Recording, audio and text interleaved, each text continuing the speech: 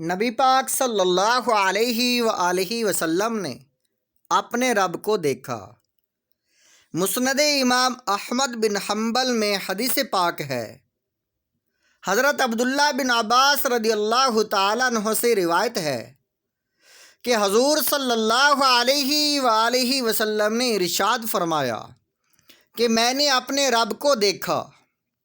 امام سیوطی علیہ الرحمہ اپنی کتاب خصائص کبریٰ اور علامہ عبد الرؤف ناوی علیہ الرحمہ شرح جامع صغیر میں فرماتے ہیں کہ یہ حدیث صحیح ہے۔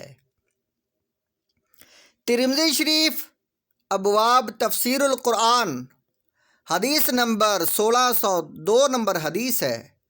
حضرت ابن عباس رضی اللہ تعالی عنہ روایت فرماتے ہیں کہ نبی پاک صلی اللہ علیہ وآلہ وسلم نے اللہ تعالیٰ کا دیدار کیا ہے۔ یہ حدیث حسن ہے۔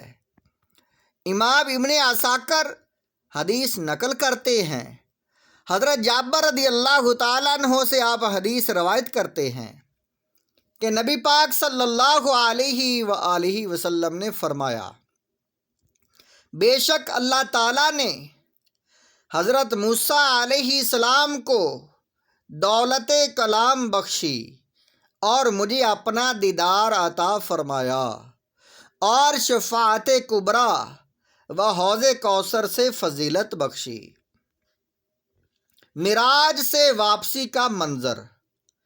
قرآن مجید فرقان حمید اس کو یوں بیان کرتا ہے، وَالنَّجْمِ إِذَا هَوَىٰ، اس پیارے چمکتے تارے محمد کی قسم جب یہ معراج سے اترے، مَا ضَلَّ صَاحِبُكُمْ وَمَا غَوَىٰ، تمہارے صاحب نہ بہکے نہ بے راہ چلے۔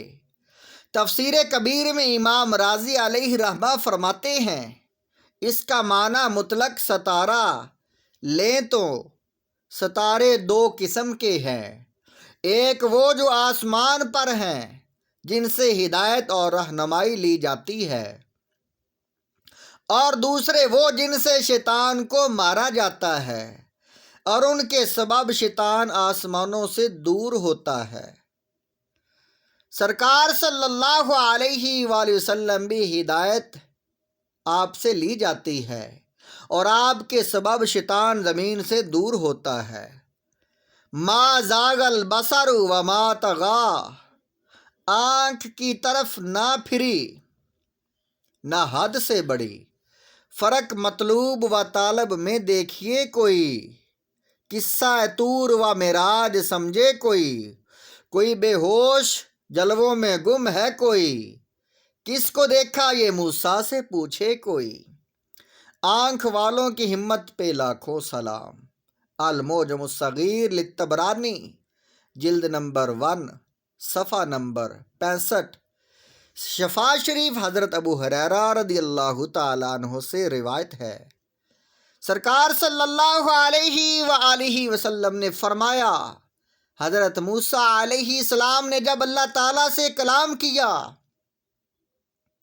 اور تجلی دیکھی تو وہ اندھیری رات میں سیاہ چیونٹی کو 10 فرسخ 30 میل کے فاصلے سے صفا پر دیکھ لیتے۔